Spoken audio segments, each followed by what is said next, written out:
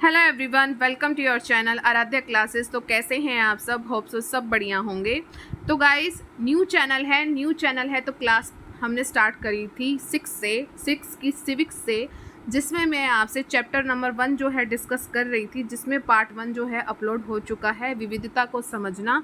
आज बात करेंगे हम पार्ट 2 की, और आज ही आपका चैप्टर बिल्कुल कंप्लीट हो जाएगा। ये सीटेट के विद्यार्थियों के लिए बहुत ज़्यादा इंपॉर्टेंट है, यूपी टेट के विद्यार्थियों के लिए भी बहुत है, जो कोई भी आपका टेट एग्जाम है उसमें बहुत ज़्यादा इंपॉर्टेंट रोल प्ले करता है ये चैप्टर। साथ ही साथ अगर कोई 6 क्लास का स्टूडेंट भी है तो उसके लिए भी बहुत ज़्यादा इंपॉर्टेंट है ये चैप्टर। तो बस आप वीडियो के एंड तक बने रहें, लाइक शेयर सब्सक्राइब आप ज़रूर करके जाइएगा। तो चलिए वीडियो को स्टार्ट करते हैं।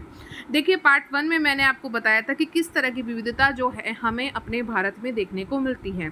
जैसे कि आपको पता है कि विभिन्न भाषाएं, विभिन्न रीति रिवाज, धर्म, पहनावा, बोली, इन सभी चीज़ों से जो है हम एक दूसरे से बिल्कुल अलग हैं। फिर मैंने आपको बताया था विविधता और असमानता के बीच में क्या अंतर है, डाइवर्सिटी एंड इनइक्वालिटी के बीच में क्या डिफरेंस है। पार्ट 1 में आप ज़रूर देखिएगा। इसके बाद आपको भारत में विभिन्नताएं बताई थी। लद्दाख जो है, लद्दाख को बहुत डिटेल से मैंने आपको पढ़ाया था कि ये कहाँ है, और यहाँ पर जो कृषि है बहुत ज़्यादा कम होती है। वो क्यों होती है? क्योंकि यहाँ पे बारिश बहुत कम होती है। जो हिस्सा, बहुत बड़ा हिस्सा जो है ये बर्फ़ से ढका हुआ है।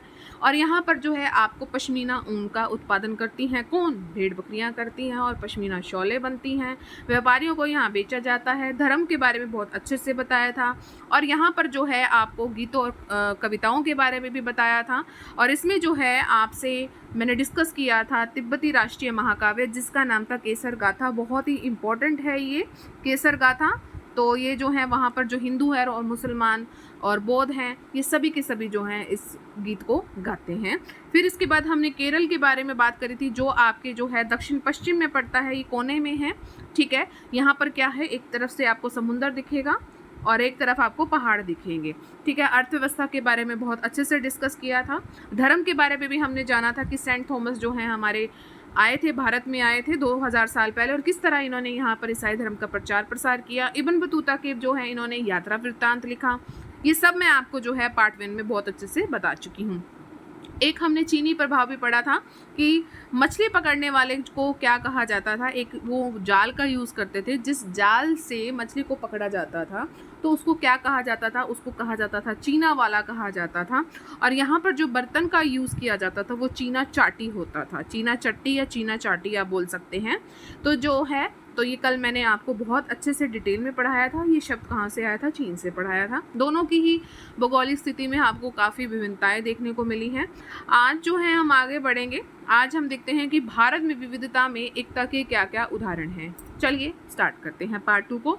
भारत के स्वतंत्रता आंदोलन के दौरान विभिन्न सांस्कृतिक, धार्मिक और क्षेत्रीय पृष्ठभूमि से महिलाओं और पुरुषों की यहाँ पर भागीदारी हमें देखने को मिली है।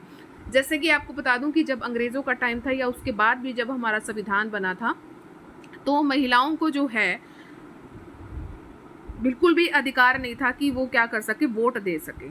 ठीक है, लेकिन जैसे जैसे समय बीता, ठीक है, तो महिलाओं और पुरुषों की भागीदारी इसमें हमें देखने को मिली।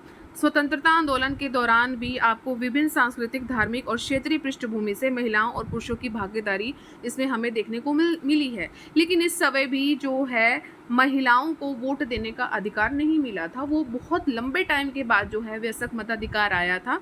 यहाँ पर सिर्फ उनकी भागीदारी जो हमें देखने को मिली कि आप चाहे किसी भी धर्म से हैं, किसी भी जाति से हैं, आपको जो है अपनी भागीदारी प्रदर्शित करनी है, और इन्होंने, महिलाओं ने करी भी सही।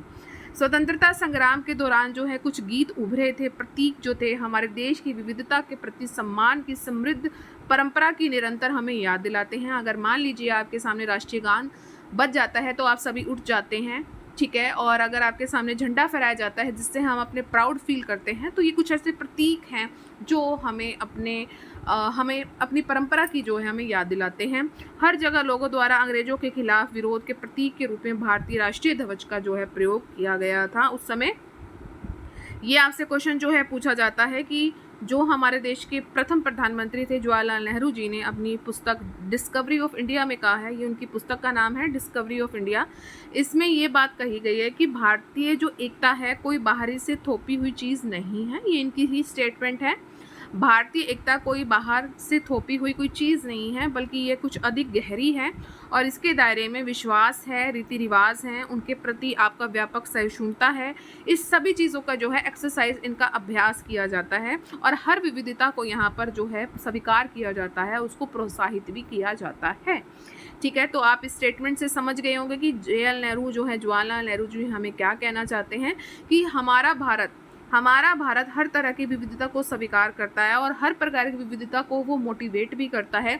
यहाँ पर आपको तरह तरह के परंपराएं दिखेंगी, परंतु आपको तरह तरह के आपको रीति रिवाज भी दिखेंगे और वहाँ पर हर चीज़ का जो है एक्सरसाइज की जाती है। ये नहीं है कि एक ही दिन का हर कोई काम होता है, नहीं, उसमें आपको टाइम लगेगा। तो यहाँ पर हर चीज़ को, हर बारीकी को बहुत अच्छे से एक्सेप्ट किया जाता है और उसको मोटिवेट भी किया जाता है।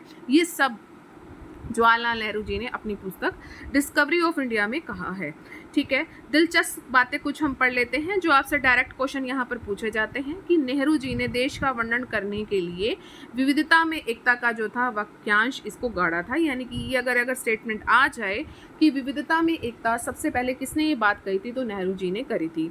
रविंद्रनाथ टैगोर द्वारा जो रचित जो था भारत का राष्ट्रगान जो है, भारत की एकता की एक और अभिव्यक्ति है। अगर एक्सप्रेसिव वे में अगर हमने अपनी चीज़ को बताना है, अपने भारत को रिप्रेजेंट करना है, उसको एक्सप्रेसिव वे में लाना है, अभिव्यक्ति करनी है, तो भारत का राष्ट्रगान अगर हम गा दे तो हमें पता लग जाएगा कि हमारा जो है भारत कैसा है। तो ये किसके द्वारा रचित है? रविंद्रनाथ टैगोर द्वारा। जन गण मन का जो है फरवरी 1919 में चित्तूर जिले के मदनपल्ले में रविंद्रनाथ टैगोर द्वारा बंगाली से अंग्रेजी में अनुवाद किया गया था। तो ये भी क्वेश्चन पूछा जाता है कि जन गण मन का जो है कहाँ पर जो है अनुवाद किया गया था, तो चित्तूर जिले जो मदनपल्ले में है। कब किया गया था? फ़रवरी 1919 में जो है इसका अनुवाद किया गया था। किस जो आपकी लैंग्वेज है और किस लैंग्वेज में किया गया था, तो बंगाली में था। ठीक है, और उसको अंग्रेजी में अनुवाद किया गया था रविंद्रनाथ टैगोर द्वारा। तो इस तरह ये आपका चैप्टर बिल्कुल कंप्लीट हुआ है। तो कैसा लगा आज का सेशन? आज का सेशन बहुत ही छोटा था लेकिन बहुत ज़्यादा इंटरेस्टिंग था। पीछे का रिवाइज हो गया, इस तरह जो आपका पीछे का चैप्टर भी रिवाइज हो गया और हमने थोड़ी सी बात आगे भी पढ़ ली। तो चैप्टर हुआ कंप्लीट। तो उम्मीद है आपको ये सेशन अच्छा लगा होगा। लाइक ज़रूर कर देंगे आप, शेयर आप मैक्सिमम करेंगे, सब्सक्राइब का रेड बटन उसे ज़रूर प्रेस करें, ऑल पर ज़रूर क्लिक करें ताकि चैनल पर जितनी भी वीडियोज़ आएँ उसकी नोटिफिकेशन आपको टाइम टू टाइम मिलती रहे। साथ में मैं आपको बता दूं कि मेरा एक सेकंड चैनल भी है, विशेष एकेडमी बाय नेहा, तो आप उसको भी सर्च करें और उसको भी आप सब्सक्राइब करें। वहाँ आपको खास क्या मिलेगा? वहाँ आपको मिलेगा BA और MA की हिस्ट्री। वहाँ मैं मेनली आपको हिस्ट्री ही करवाती हूँ। ठीक है, विशेष एकेडमी बाय नेहा, तो आप इसको सर्च जरूर करें। तो वहाँ पर आपको जो है हिस्ट्री करवाई जाती है, यहाँ आपको ऑल ओवर सब्जेक्ट करवाए जाएंगे। तो बस न्यू चैनल है, पूरा सपोर्ट चाहिए आपको। डेली वीडियोज़ मिलेंगी। कल हम करेंगे चैप्टर नंबर 2 7th क्लास की सिविक्स का। तो चलिए कल मिलते हैं अपने नेक्स्ट सेशन में। Till then thank you so much for watching. Bye bye guys and take care.